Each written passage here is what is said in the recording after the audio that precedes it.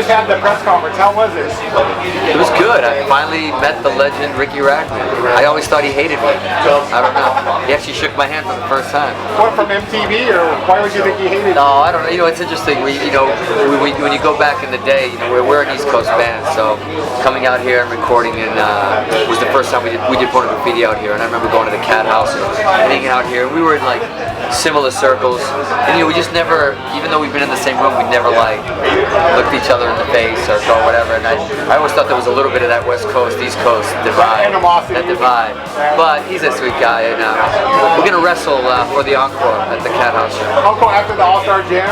Yeah, exactly. Sweet, cool. That's gonna be the All-Star Jam.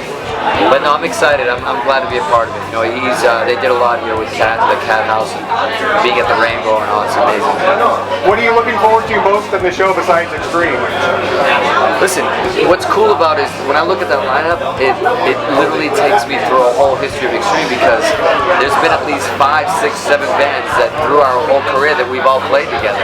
We did a tour with Saigon Kick early on. We did gigs with Dangerous Toys. Who else is on there? Obviously, Tom Kiefer. We did gigs with Cinderella. So that's kind of what's cool. I think it's, it shows how much of a community it was back in the day. Being as big as LA was, it felt small because you always knew you belonged. It was kind of like, there was just that whole hometown feeling, even if you were from out of town.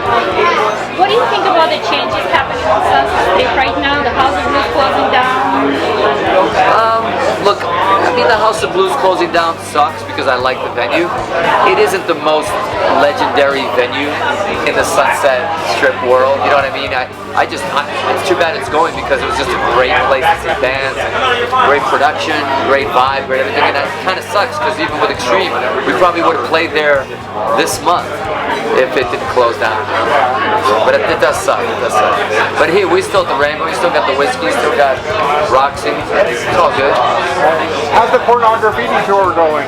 Good, that's what we wanted to do here. We were hoping to do it in the West Coast over the next couple of months, but it's been great. We just finished South America with it. It's pretty intense. Those people are nuts, aren't they, as far as being fans of the band? Yes.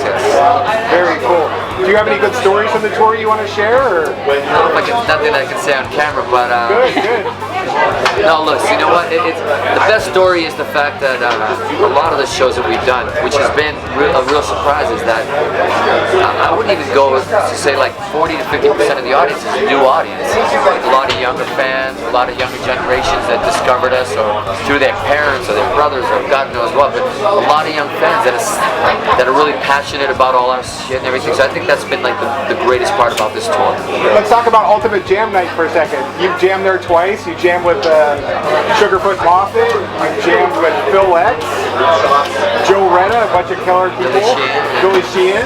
How could I forget Billy Sheehan? Yeah, I thought that was going to be the first one. Yeah. Well, that was last week, wasn't it? Yeah. That was killer, yeah. So what do you think about the jams and how it's helping the music scene and whatnot? Look, I mean, it's great. I'm glad that it happens, because that's what we used to have at the East Coast as well, and that's what this needs to spark up, people to come out of their houses, not just for shows, that the band they like, but just to, let's see what happens, like what it used to be for, just a jam, just casual, fun, no rehearsal, nobody knows what it's going to be like.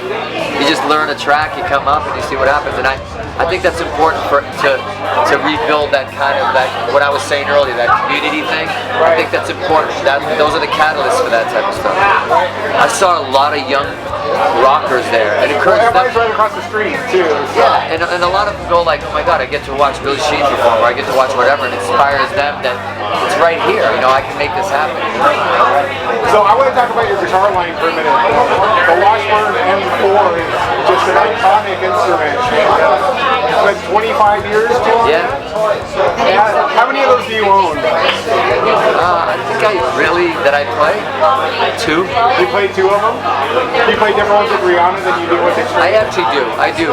One of the reasons is because the N4 that I've had from the beginning is worth too much to me. That even for the last Extreme tour, I had to leave it back because there's been like 2 attempts to steal it already on tour.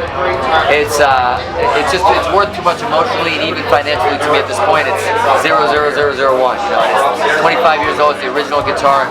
I've had offers for it that make me scared. So it's like, so I think to myself, would I carry around that much money with me and just leave it at the side of the stage? So yeah, it's just too much of a risk, and I love the guitar tunes. How many Paducah M4s do you still own? I only have 2. Both of them have neck stalks that have broken off in travel, so I gotta get them fixed. But it's good, man. I'm just excited. You know, Extreme doing a new album, working on a new album, and I hope more of these shows happen. You know, let's do a Cathouse tour or some shit. Let's go on the road.